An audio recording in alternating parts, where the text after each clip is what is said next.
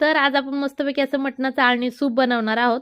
आणि दुसरं म्हणजे थंडी असल्यामुळे गरमागरम काहीतरी प्यायला सुद्धा पाहिजे आणि मटणाचं सूप म्हणजे एकदम मस्तच आहे. तर चला मी कसं बनवते ते तुम्हाला दाखवते. तुम्ही सुद्धा एकदा नक्की बनवून प्या. तुमच्या घरच्यांना सगळ्यांना आवडेल.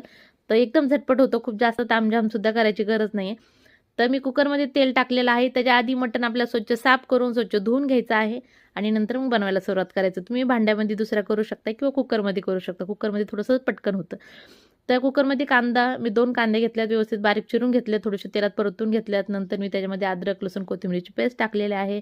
एक टमाटर टाकले मोठं, त्यातले बिया काढून. नंतर चवीनुसार मी हळद आणि मीठ टाकलेलं आहे. चवीनुसार मीठ टाकायचे, हळद नाही टाकायची, थोडीशी हळद टाकायची आहे. नंतर स्वच्छ धुतलेलं मटण टाकायचं आहे, पण मसाल्याला आधी तेल सुटू द्यायचं चांगलं, ठीक आहे.